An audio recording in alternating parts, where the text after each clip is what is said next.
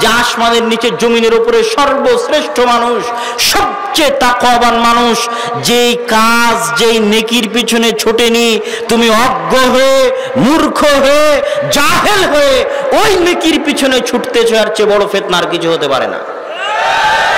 যে এমন ফজিলত তুই করবি বেটা, যেই ফজিলত পৃথিবীর সবচেয়ে তাকওয়াবান মানুষ করেনি। এটা হয়? এমন নেকির কাজ তুই করবি, তুই কত বড় তাকওয়াবান, কত বড় পরহেজগার, অথচ পৃথিবীর সবচেয়ে পরহেজগার, সবচেয়ে তাকওয়াবান আল্লাহ ভীরু মানুষ এই কাজ করেনি, তুই করবি। এর চেয়ে বড় ফিতনা পৃথিবীতে আর হতে পারে না। আল্লাহ রাসূল তার রিসালাতের দায়িত্ব পালন করেননি, উনি ইবাদতের সুযোগ থাকার পরেও করেনি, নেকি অর্জনের সুযোগ থাকার পরেও করেনি, এটা তো তার জন্য অপমান।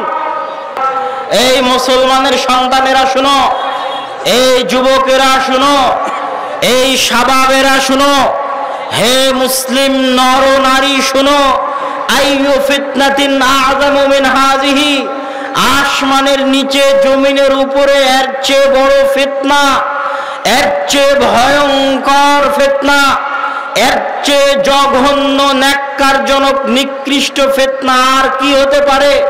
হে প্রত্যেক মুসলিম নর নারী, আজকের বৈঠকে উপস্থিত, আজকের বৈঠকে উপস্থিত প্রত্যেক মুসলিম যুবক, আজকের বৈঠকে উপস্থিত প্রত্যেক মুসলিম মা এবং বোন, আজকের বৈঠকে উপস্থিত প্রত্যেক মুসলমান আলেম ওলামা, নারী পুরুষ যুবক, সকলকে লক্ষ্য করে বলছি, ইমাম মালিক বলছেন আইয়ু ফিতনাতিন আযমু মিন হাযিহি, এর চেয়ে বড় ফিতনা আসমানের নিচে জমিনের উপরে আর কি হতে পারে? সাবাকতা ইলা ফাজিলাতিন, যে তুমি এমন ফজিলতের পিছনে ছুটতেছো, সাবাকতা ইলা ফাজিলাতিন, তুমি এমন নেকির কাজের পিছনে ছুটতেছো, তুমি এমন কল্যাণের কাজের পিছনে ছুটতেছো, আসমানের নিচে জমিনের উপর সবচেয়ে তাকওয়াবান, সবচেয়ে পরহেজগার, সবচেয়ে আল্লাহ ভীরু, সবচেয়ে আল্লাহর নিকটবর্তী, সবচেয়ে আল্লাহর বেশি ইবাদতকারী, আল্লাহর সবচেয়ে বেশি শুকরিয়া আদায়কারী, আফজালুল আম্বিয়া, সর্বশ্রেষ্ঠ নবী, সর্বশ্রেষ্ঠ রাসূল, একটা নেকির কাজের রাস্তা থাকবে আর তিনি করবেন না, এটা হতে পারে না। একটা ফজিলত পাওয়া যাবে কোন আমলে, আর তার মতো সর্বশ্রেষ্ঠ আল্লাহ ভীরু, পরহেজগার, তাকওয়াবান, আল্লাহর শুকরিয়া আদায়কারী নবী ওই নেকির কাজ করবেন না, এটা হতে পারে না। অতএব আইয়ু ফিতনাতিন আযমু মিন হাযিহি, এর চেয়ে বড় ফিতনা আর কিছুই হতে পারে না, যে আসমানের নিচে জমিনের উপরে সর্বশ্রেষ্ঠ মানুষ, সবচেয়ে তাকওয়াবান মানুষ, যেই কাজ যেই নেকির পিছনে ছোটেনি, তুমি অজ্ঞ হয়ে, মূর্খ হয়ে, জাহেল হয়ে ওই নেকির পিছনে ছুটতেছো, আর চেয়ে বড় ফিতনা আর কিছু হতে পারে না। এই একটা মাসালা দিয়ে আপনি সব মাসালা সমাধান করে দিবেন। শবে বরাত, শবে বরাতের সমাধান হয়ে যাবে। একসাথে হাত তুলে দোয়া, একসাথে হাত তুলে দোয়ার সমাধান হয়ে যাবে, সব মাসালার সমাধান হয়ে যাবে ইমাম মালিক এই একটা বাক্য দিয়ে, যে আসমানের নিচে জমিনের উপর এর চেয়ে বড় ফিতনা আর হতে পারে না। যে এমন ফজিলত তুই করবি বেটা, যেই ফজিলত পৃথিবীর সবচেয়ে তাকওয়াবান মানুষ করেনি। এটা হয়? এমন নেকির কাজ তুই করবি, তুই কত বড় তাকওয়াবান, কত বড় পরহেজগার, অথচ পৃথিবীর সবচেয়ে পরহেজগার, সবচেয়ে তাকওয়াবান আল্লাহ ভীরু মানুষ এই কাজ করেনি, তুই করবি। এর চেয়ে বড় ফিতনা পৃথিবীতে আর হতে পারে না। কেননা উনি তো নবী, ওনাকে শিখানোর জন্য পাঠানো হয়েছিল, তিনি করেননি, তুমি করবা, তুমি বড় পরহেজগার। আল্লাহ রাসূল তার রিসালাতের দায়িত্ব পালন করেননি, উনি ইবাদতের সুযোগ থাকার পরেও করেনি, নেকি অর্জনের সুযোগ থাকার পরেও করেনি, এটা তো তার জন্য অপমান। এটা তো তার জন্য তাকে হীন করা, তাকে নত করা, তাকে ছোট করা, তাকে অপমান করা। সম্মানিত উপস্থিতি, আমরা আলোচনা করছিলাম যে ইত্তিবায়ে সুন্নাত, আল্লাহ রাসূলের সুন্নাতকে কিভাবে অনুসরণ করতে হবে, কিভাবে পালন করতে হবে। সুন্নাত বুঝাতে গিয়ে আপনাদেরকে আমি সবসময় একটা কথা বলি, যে সুন্নাত আর বেদাত আর হালাল আর হারাম, দুনিয়াবি জীবনে আমরা যা করি সেটা হচ্ছে হালাল এবং হারাম, আর ইবাদতের জগতে আমরা যা করি তা হচ্ছে সুন্নাত আর বেদাত। মদ খাওয়া সুন্নাত বেদাত নয়, মদ খাওয়া হচ্ছে হালাল না হারাম। শুকুরের গোস্ত খাওয়া সুন্নাত বেদাত নয়, শুকুরের গোস্ত খাওয়া হচ্ছে হালাল না হারাম এই প্রশ্ন। আর একসাথে হাত তুলে দোয়া করা এটা হালাল হারাম নয়, এটা সুন্নাত বা বেদাত। শবে বরাত হালাল হারাম নয়, শবে বরাত সুন্নাত বা বেদাত। এই জন্য যে শবে বরাত একসাথে হাত তুলে এগুলো ইবাদত, আর শুকুরের গোস্ত খাওয়া, মদ পান করা ওগুলো দুনিয়ার কাজ। মানুষের খাওয়া দাওয়া, চলাফেরা, উঠা বসা, ব্যবসা বাণিজ্য, কৃষ্টি কালচার, সংস্কৃতি, অনুষ্ঠান, সামাজিকতা, ওগুলো সব হালাল হারাম। আর সালাত, সিয়াম, হজ, যাকাত, জিকির, আজকার, তাসবিহ, তাহলিল এগুলো সব হচ্ছে হয় সুন্নাত না হয় বেদাত। হালাল হারামের ক্ষেত্রে মূলনীতি হচ্ছে আল্লাহ রাসূল যা হারাম করে দিয়েছেন তা বাদে কিয়ামত পর্যন্ত যা আবিষ্কার হবে সবই হালাল। আল্লাহ রাসূলের যুগে এরকম বোতলে পানি ছিল নাকি? হ্যাঁ ছিল? ছিল না? আল্লাহ রাসূলের যুগে এরকম মাইক ছিল? বিসমিল্লাহ। তো এখন কেউ যদি বলে আপনি এত বেদাত করেন, তো মাইকে বক্তব্য দেন, এটাও তো বেদাত বলতে পারে না? আপনি বিশাল প্যান্ডেল করেছেন, লাইট দিয়েছেন, এগুলো সবই বেদাত বাবা। এগুলো একটা বেদাতের সাথে সম্পৃক্ত। এগুলো হয় হলে হালাল হবে, না হয় হারাম হবে। হলে কি হবে? হালাল, না হয় হারাম। কেননা এগুলো একটা ইবাদত নয়, এটা একটা যন্ত্র, দুনিয়ার যন্ত্র। এর একটা মাধ্যম, লাইট টাইট, এগুলো দুনিয়ার যন্ত্র। টিস্যু এটা একটা দুনিয়ার আবিষ্কার। এগুলো একটাও ইবাদত নয়। সুতরাং এগুলো একটাও সুন্নাত বেদাত হবে না। এগুলো কি হবে? হয় হালাল, না হয় হারাম। তো এগুলোর ক্ষেত্রে মূলনীতি হচ্ছে আল্লাহর রাসূল যা হারাম করে গেছেন তা বাদে কিয়ামত পর্যন্ত যা আবিষ্কার হবে সবই কি হবে? হালাল। সবই কি? সবই হালাল, সবই হালাল। যেমন কিভাবে? রাসূল সাল্লাল্লাহু আলাইহি সাল্লাম বলে গেছেন, হুররিমাত আলাইকুমুল মাইতা, মৃত ব্যক্তির গোশত তোমাদের জন্য হারাম। ওয়াদ্দাম, রক্ত তোমাদের জন্য হারাম। লাহমুল খিনজির, শুকুরের গোশত তোমাদের জন্য হারাম। রাসূল সাল্লাল্লাহু আলাইহি ওয়াসাল্লাম হাদিসে বলেছে, জি মিখলাব, জি নাব, শিকারী দাঁত আছে এরকম প্রাণী তোমাদের জন্য হারাম। জি মিখলাব, থাবা আছে এরকম প্রাণী তোমাদের জন্য হারাম। আসবু, হিংস্র প্রাণী তোমাদের জন্য হারাম। আল জাল্লালাহ, অপবিত্র জিনিস খেয়ে বড় হয় এরকম প্রাণী তোমাদের জন্য হারাম। এগুলো সব রাসূল সাল্লাল্লাহু আলাইহি ওয়াসাল্লাম বলে দিয়েছেন।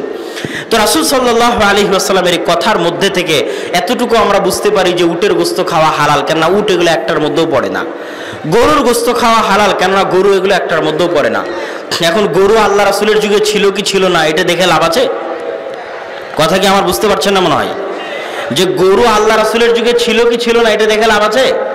এটা দেখে লাভ নাই। দেখতে হবে কি গরু কি মৃত, গরুর রক্ত, গরু কি শুকুর, গরু কি শিকারী দাঁতওয়ালা, গরু কি হিংস্র প্রাণী, গরু কি থাবাওয়ালা, গরু কি অপবিত্র জিনিস খেয়ে বড় হয়? আল্লাহ রাসূল যা যা হারাম করে গেছেন তার বাইরে পড়ছে কিনা, তার মধ্যে না পড়লেই হলো। এখন আল্লাহ রাসূলের যুগে উটের গোশত যেভাবে খেয়েছে আমরা কি ওভাবে খাই? খাই না। এখন উটের কচি, উটের বাচ্চার গোশত দিয়ে সর্বোন্নত মানের বিরিয়ানি তৈরি হয়, যে বিরিয়ানিকে বলে হাসি। সৌদির হোটেলগুলোতে গেলে দেখবেন হাসি অনেক দামি উটের কচি বাচ্চার গোশত দিয়ে বিরিয়ানি বানিয়েছে। আল্লাহ রাসূলের যুগে ছিল বিরিয়ানি? বিরিয়ানি ছিল না? ছিল না? ছিল না। তখন আপনি যদি বলেন বিরিয়ানি খাওয়া হারাম, এটা হবে না। যা যা আল্লাহ রাসূল হারাম করে গেছেন তার মধ্যে পড়ছে কিনা, তার মধ্যে না পড়লে তুমি যত রকমের নতুন খাবার বানাবা, যত স্টাইলের রেসিপি বানাবা সবই হালাল। সবই কি? হালাল। হারামের মধ্যে না পড়লেই হলো। আজকে আমরা কত নতুন ব্যবসা করতেছি, একটা ব্যবসা আল্লাহ রাসূলের যুগে ছিল না। তো এখন সব ব্যবসা কি হারাম হবে? হবে না। খালি দেখো ব্যবসার মধ্যে হারামটা আছে কিনা। আল্লাহ রাসূল যে হারাম জিনিসগুলো বলে গেছেন এটা এটা এটা এটা হারাম। সুদ হারাম, ধোঁকা দেওয়া হারাম, মালিকানা না নিয়েই পুনরায় বিক্রি করে দেওয়া হারাম, তারপরে হচ্ছে এক ক্রয়ের মধ্যে দুই ক্রয় করে দেওয়া হারাম, তারপরে হচ্ছে এরকম ক্রয় বিক্রয়ের অধ্যায়ে যতগুলো রাসূল সাল্লাল্লাহু আলাইহি ওয়াসাল্লাম নিষিদ্ধ করেছে ওই জিনিসগুলোর মধ্যে পড়ছে কিনা। ওর মধ্যে যদি না পড়ে তো আজকে যত ব্যবসার রাস্তা আছে আজ থেকে 50 বছর পরে এর চেয়ে দ্বিগুণ হবে, 3 গুণ হবে, আরো হাজারো ব্যবসার রাস্তা বের হবে। তো ওগুলো সবই হালাল যদি হারামের মধ্যে না পড়ে। কথা মনে হয় বুঝাতে পারিনি। এবার ইবাদতের জগতে, ইবাদতের জগতে যেমন জমি আমার বললে দলিল দেওয়া লাগে। এখন আপনি যদি বলেন জমি যে আপনার নয়, দলিল দেন, এটা কি হাস্যকর নয়? কথাটা মনে হয় বুঝতে পারেননি। ভাই এই জমিটা আমার নয়, দলিল দেন। আপনার জমি নয়, দলিল দেন আপনি। এটা কি গ্রহণযোগ্য কথা? হ্যাঁ ভাই এই জমি কি আপনার? না ভাই এই জমিটা আমার না। আপনার না, এটা দলিল দেন, দলিল দিয়ে যাবেন যে আপনার নয়। কোন পাগলে বিশ্বাস করবে এই কথা? কোন পাগলে বলে একসাথে হাত তুলে মোনাজাত করা যাবে না, দলিল দিয়ে জানতে যাবে না? এটা কোনো কথা হলো? যখন আপনি জমি দাবি করবেন যে এই জমি আমার, তখন এবার আপনাকে দলিল দিতে হবে। দলিল দাও বেটা যে এই জমি তোমার। যখন আপনি বলবেন একসাথে হাত তুলে দোয়া করা ইবাদত, তখন তোমাকে দলিল দিতেই হবে যে আমল আল্লাহ রাসূল করেছেন। দিতে বাধ্য, দিতে হবে। যদি না দিতে পারো তাহলে দলিলবিহীন এই আমল বেদাত বলে গণ্য হবে। তাহলে সুন্নাত আর বেদাতের ক্ষেত্রে মূলনীতি হচ্ছে আল্লাহর রাসূল মৃত্যু পর্যন্ত যা যা করেছেন অতটুকুই দিন, অতটুকুই সুন্নাত, অতটুকুই ইবাদত। আল্লাহর রাসূলের মৃত্যু হয়ে যাওয়ার পরে ইবাদতের জগতে চুল পরিমাণ, সরিষা সমপরিমাণ যদি বাড়ানো হয় তাহলে ওই চুলের নাম বেদাত, ওই সরিষার নাম বেদাত। দলিলবিহীন ওই প্রত্যেকটা চুল পরিমাণ অতিরিক্ত জিনিসের নাম, দলিলবিহীন ওই প্রত্যেকটা সুই সমপরিমাণ অতিরিক্ত জিনিসের নাম বেদাত। এবার আপনার যেহেতু আমার বক্তব্যের সময় সংক্ষিপ্ত, এই জন্য যে আমাকে ট্রেন ধরে ঢাকা যেতে হবে, 11:20 রাজশাহী থেকে ট্রেন ধরতে হবে। আমার হাতে সময় সংক্ষিপ্ত। সুন্নাতের উপর আলোচনা করতে বলা হয়েছে, একসাথে হাত তুলে দোয়ার উপরও কিছু বলতে বলা হয়েছে। একসাথে হাত তুলে দোয়া করার বিষয়ে অন্যান্য বক্তারা যা বলে আমি তা বলতে রাজি নই। আমি কি বলতে চাই? আমি বলতে চাই সালাত কাকে বলে এটা মানুষের বোঝা উচিত।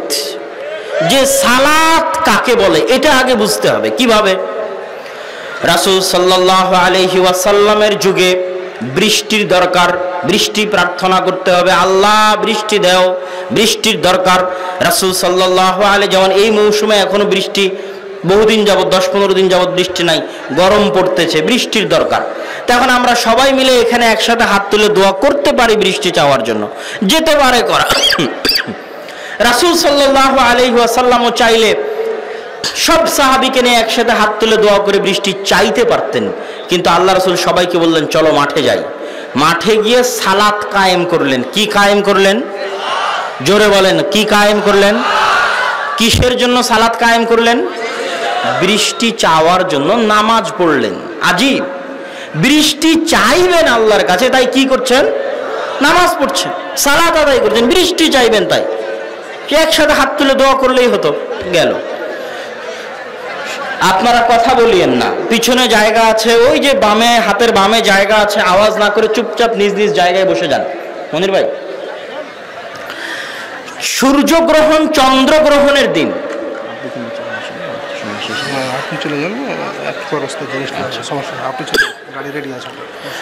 সূর্যগ্রহণ চন্দ্রগ্রহণ লেগেছে, বিপদ।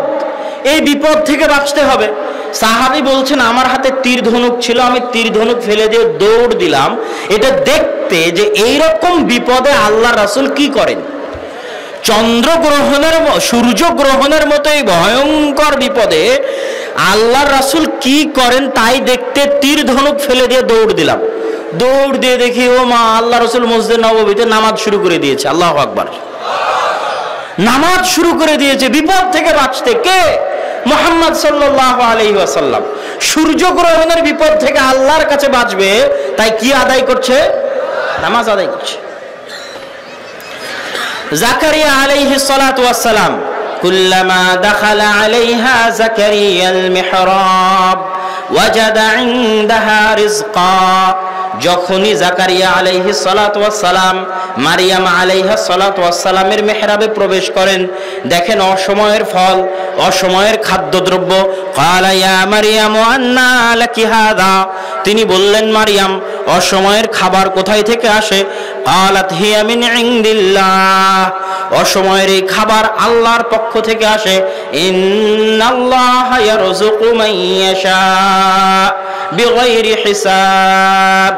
আল্লাহ সুবহানাহু ওয়া তাআলা যাকে চান বেহিসাব রিজিক দান করেন।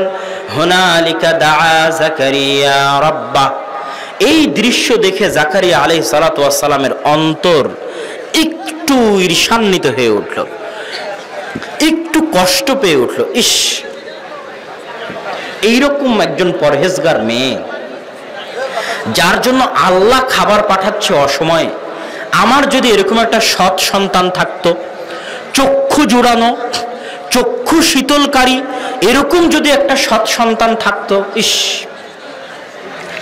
তো এইরকম একটা সৎ সন্তানের দাবিতে উনি এখন আল্লাহর কাছে দোয়া করবেন, কিন্তু উনি বৃদ্ধ। ওয়াশতাআলার রাসু শাইবা, চুল পেকে সাদা হয়ে গেছে, দাড়ি পেকে সাদা হয়ে গেছে। ওয়ামরাআতি আকিরা, স্ত্রী বন্ধা বাঞ্ঝা, স্ত্রীর সন্তান হয় না, পেটে ধারণ করে না সন্তান, বাঞ্ঝা স্ত্রী, স্বামীতে বৃদ্ধ, চুল পেকে গেছে, দাড়ি পেকে গেছে। মারিয়ামকে দেখে সন্তানের খায়েশ জেগেছে অন্তরে।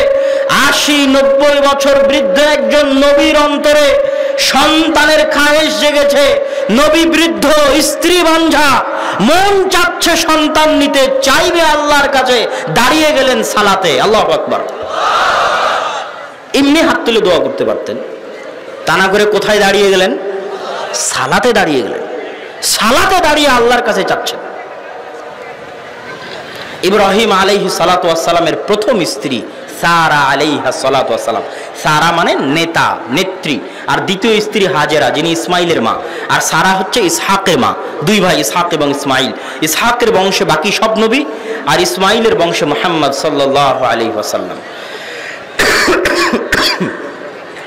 সারাকে নিয়ে যেহেতু বাপ ইরাক থেকে বের করে দিয়েছে, ইরাক থেকে বাপ বের করে দিলে উনি ফিলিস্তিনে পালিয়ে এসেছিলেন। ফিলিস্তিন থেকে দুর্ভিক্ষের কারণে মিশরে যাচ্ছেন খাদ্যের সন্ধানে।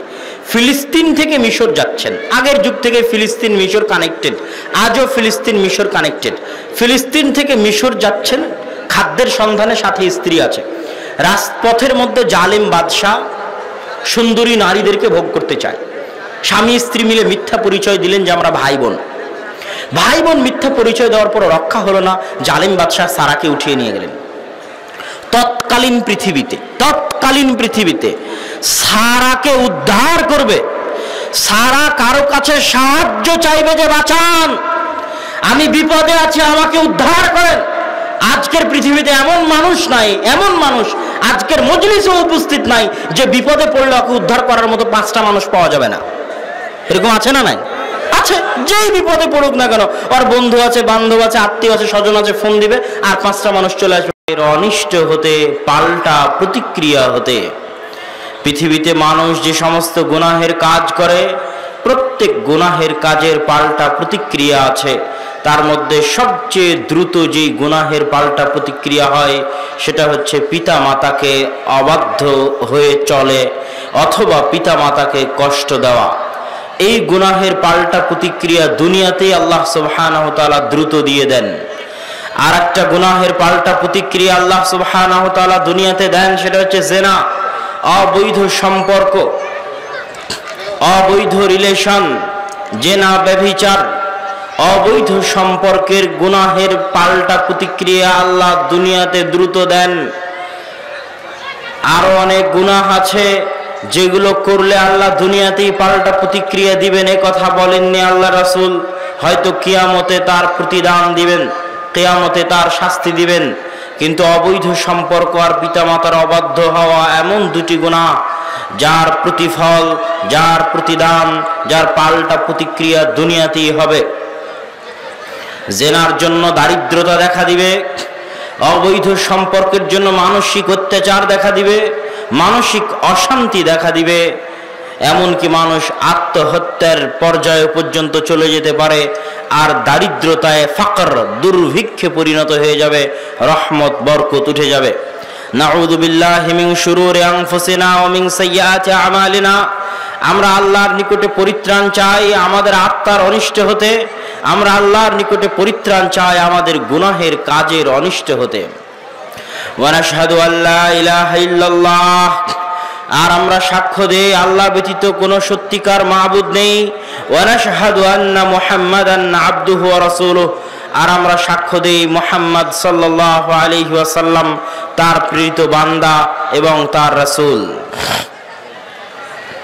আজকের উক্ত সংক্ষিপ্ত আলোচনায় আমার বক্তব্যের বিষয়বস্তু কর্তৃপক্ষের পক্ষ থেকে দেওয়া হয়েছে সুন্নাত, ইত্তেবায়ে সুন্নাত, রাসূল সাল্লাল্লাহু আলাইহি ওয়াসাল্লামের পদাঙ্ক অনুসরণ করা, আর রাসূল সাল্লাল্লাহু আলাইহি ওয়াসাল্লামের আদেশ মেনে চলা, রাসূল সাল্লাল্লাহু আলাইহি ওয়াসাল্লামের নিষেধ মেনে চলা, রাসূল সাল্লাল্লাহু আলাইহি ওয়াসাল্লামের হাদিস মেনে চলা, রাসূল সাল্লাল্লাহু আলাইহি ওয়াসাল্লামকে উসওয়া মডেল মনে করে লাকাদ কানা লাকুম ফি রাসূলিল্লাহি উসওয়াতুন হাসানাহ, যে রাসূল সাল্লাল্লাহু আলাইহি ওয়াসাল্লাম তোমাদের জন্য মডেল।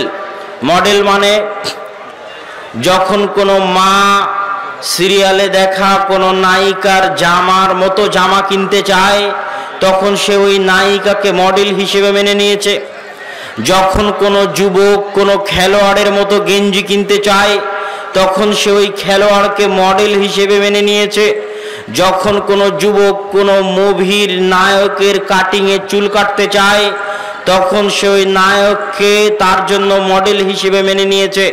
এই জায়গায় আল্লাহ সুবহানাহু ওয়া তাআলা বলেছেন লাকাদ কানা লাকুম ফি রাসূলিল্লাহি উসওয়াতুন হাসানাহ, তোমাদের জন্য উত্তম আদর্শ, তোমাদের জন্য উত্তম মডেল হচ্ছে রাসূল সাল্লাল্লাহু আলাইহি ওয়াসাল্লাম। সকাল সন্ধ্যা 24 ঘন্টা পাগলের মতো যার আদর্শ অনুকরণ করতে হবে, যার জীবনাচরণ মেনে চলতে হবে, যার জীবনযাত্রার ধরনে আনুগত্য হয়ে চলতে হবে, তিনি হচ্ছেন মুহাম্মদ সাল্লাল্লাহু আলাইহি ওয়াসাল্লাম।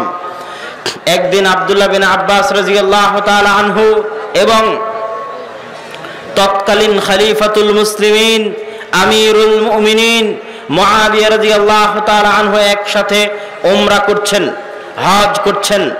আপনারা যারা উমরা হজ করতে গেছেন তারা জানেন যে কাবা ঘরের যেই পাশে হাজরে আসওয়াদ থাকে, কাবা ঘরের যেই পাশে হাজরে আসওয়াদ আছে তার পাশেই আরেকটা রুকুন আছে, ওটাকে বলা হয় রুকনে ইয়ামানি। ওইদিকে ইয়ামান শহর, ইয়ামান দেশ, ওই জন্য ওটাকে রুকনে ইয়ামানি বলা হয়। আর তার পাশে হাজরে আসওয়াদ।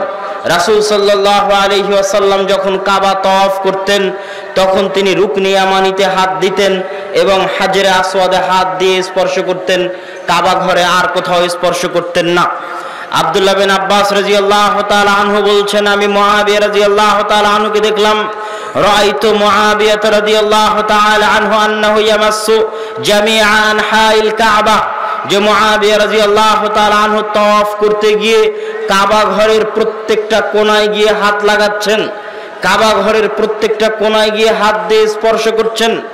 তখন আমি মুআবিয়া রাদিয়াল্লাহু তাআলা আনহুকে বললাম যে কেন আপনি কাবা ঘরের 4 কোণাতে প্রত্যেক কোণাতে হাত লাগাচ্ছেন অথচ রাসূল সাল্লাল্লাহু আলাইহি ওয়াসাল্লাম মাত্র 2 কোণায় হাত লাগিয়েছেন? তখন উত্তরে মুআবিয়া রাদিয়াল্লাহু তাআলা আনহু বললেন, হাল মিনাল বাইতি শাইউম মাহজুরা। আব্দুল্লাহ বিন আব্বাস, এই ঘর আল্লাহর ঘর, এই মহাপবিত্র ঘর আল্লাহর ঘর, এই মহাপবিত্র ঘরের এমন কোন অংশ কি এমন থাকতে পারে যে অংশে হাত দেওয়া যাবে না, যে অংশে স্পর্শ করা যাবে না, এমন কোন কি অংশ থাকতে পারে? অথচ এই ঘরটা পুরোটাই বরকতময়, অথচ এই ঘরটা পুরোটাই আল্লাহর ঘর, অথচ এই ঘরটা পুরোটাই বাইতুল্লাহ কাবা, এর মতো মহান ঘরের কোন অংশে হাত দেওয়া যাবে না, এটা কেমন করে হতে পারে? তখন এবার আব্দুল্লাহ বিন আব্বাস রাদিয়াল্লাহু তাআলা আনহু বলছেন, একটাই শুধু কথা উনি বলেছেন, আর কিচ্ছু বলেননি। আর ওই একটা কথা শুধু কোরআনের আয়াত, আর অন্য কিছু নয়। আপনারা কি আমার কথা বুঝতে পারছেন? কথা যদি বুঝতে পারবেন তাহলে অবশ্যই সাড়া দেওয়ার অনুরোধ রইল। তো আব্দুল্লাহ বিন আব্বাস রাদিয়াল্লাহু তাআলা আনহু মুআবিয়া রাদিয়াল্লাহু তাআলা আনহুর যুক্তির উত্তরে শুধুমাত্র একটা কথা বললেন, তবুও সেটা কোরআনের আয়াত, অন্য কিছু নয়। কেন অন্য কথা বললেন না? আব্দুল্লাহ বিন আব্বাস ছোট সাহাবী, মুআবিয়া বড় সাহাবী। আব্দুল্লাহ বিন আব্বাস সাধারণ মানুষ, মুআবিয়া খলিফাতুল মুসলিমিন আমিরুল মুমিনিন, প্রতাপশালী। মুরব্বী মানুষকে সম্মান করতে হয়, মুরব্বী মানুষকে হিসাব করে কথা বলতে হয়, তাও যদি সিনিয়র সাহাবী হয়, তাও যদি খলিফাতুল মুসলিমিন হয়, আমিরুল মুমিনিন হয়। এই জন্য আব্দুল্লাহ বিন আব্বাস রাদিয়াল্লাহু তাআলা আনহু কিছুই বললেন না, খালি কোরআনের একটা আয়াত পাঠ করলেন যে আমিরুল মুমিনিন লাকাদ কানা লাকুম ফি রাসূলিল্লাহি উসওয়াতুন হাসানা। আপনি আমিরুল মুমিনিন বলছেন যে কাবা ঘরের চারটে কোণা, এত বরকতময় এত মহান ঘর, চারটে কোণাতে হাত লাগাতে হবে। আমি আব্দুল্লাহ বিন আব্বাস আল্লাহর রাসূলকে মাত্র 2 কোণায় হাত লাগাতে দেখেছি। আমি কোনো কথা বলবো না, খালি একটা আয়াত পাঠ করে গেলাম, লাকাদ কানা লাকুম ফি রাসূলিল্লাহি উসওয়াতুন হাসানা। যে তোমাদের জন্য কার মধ্যে উত্তম আদর্শ আছে? কার মধ্যে উত্তম আদর্শ আছে? লাকাদ কানা লাকুম ফি রাসূলিল্লাহি উসওয়াতুন হাসানা। তোমাদের জন্য উত্তম আদর্শ হচ্ছে মুহাম্মদ সাল্লাল্লাহু আলাইহি ওয়াসাল্লাম। তথা মুহাম্মদ সাল্লাল্লাহু আলাইহি ওয়াসাল্লাম যদি শুধু 2 কোণায় হাত লাগিয়ে থাকেন, তো আমরা তার উম্মত হিসেবে শুধু 2 কোণাতেই হাত লাগাবো। এটাই আল্লাহ কোরআনে বলেছে, লাকাদ কানা লাকুম ফি রাসূলিল্লাহি উসওয়াতুন হাসানা। ইমাম মালিক রাহিমাহুল্লাহকে একদিন একজন ব্যক্তি জিজ্ঞেস করছে, ইমাম মালিক চিনেন? 4 মাযহাবের এক মাযহাব মালিকি মাযহাব। মালিকি মাযহাবের ইমাম, তার নাম হচ্ছে মালিক ইবনে আনাস। তাকে বলা হয় ইমাম দারুল হিজরা, মদিনার ইমাম। দারুল হিজরা মানে মদিনা, মদিনায় জন্ম, মদিনায় বড়, মদিনাতেই মারা গেছেন। মদিনার বাকিউল গারকাদে দাফন হয়েছে। বিখ্যাত বড় মহান মুহাদ্দিস। হাদিসের গ্রন্থ মুয়াত্তা মালিক নামে একটা হাদিসের গ্রন্থ, সেই হাদিসের গ্রন্থের লেখক ইমাম মালিক রাহিমাহুল্লাহকে একদিন একজন ব্যক্তি জিজ্ঞেস করছে, ইমাম মালিক, উরিদু আন উহরিমা মিন কবরি রাসূলিল্লাহ সাল্লাল্লাহু আলাইহি ওয়াসাল্লাম। আমি ইহরাম বাঁধতে চাই আল্লাহর রাসূলের কবরের নিকট থেকে। আপনারা জানেন হজ বা উমরা করতে গেলে ইহরাম বাঁধার জন্য, সারা দুনিয়ার মানুষের ইহরাম বাঁধার জন্য আল্লাহর রাসূল 7টা জায়গা দিয়েছে, 7টা শহর এলাকার নাম দিয়েছে, যে এই 7টা অমুক অমুক অঞ্চলের মানুষের জন্য মিকাত। প্রত্যেক যারা এই 7 এরিয়ার আশপাশ দিয়ে, এই 7 এরিয়ার ধার দিয়ে, কাছে দিয়ে, উপর দিয়ে, নিকট দিয়ে অতিক্রম করবে, তারা সবাই এখানে এসে ইহরাম বেঁধে হারামের দিকে এগিয়ে যাবে, মক্কার হারামের দিকে এগিয়ে যাবে। তো মদিনাবাসীর ইহরাম বাঁধার জায়গা যুলহুলাইফা। তো প্রত্যেক যারা মদিনার উপর দিয়ে অতিক্রম করবে, মদিনার আশপাশ দিয়ে অতিক্রম করবে, তাদের ইহরাম বাঁধার জায়গা হচ্ছে যুলহুলাইফা। এটা যদি মদিনা শহর মসজিদে নববী হয়, এখান থেকে 15 কিলোমিটার দূরে আবিয়ারে আলী নামক জায়গায় যুলহুলাইফা অবস্থিত। এখানে একটা মসজিদ আছে, এটা ইহরাম বাঁধার জায়গা। মদিনার মানুষ আর মদিনার আশপাশ দিয়ে যারা যাবে, তারা ওই ইহরামের কাপড় গায়ে দিয়ে লাব্বাইক আল্লাহুম্মা লাব্বাইক, লাব্বাইক লা শারীকা লাক লাব্বাইক, এই যে লাব্বাইক উমরাতান, লাব্বাইক হাজ্জাতান, এই জায়গায় এসে ওই ইহরামের কাপড় পরে নিয়ত করবে। এটা আল্লাহ রাসূলের দেওয়া মিকাত।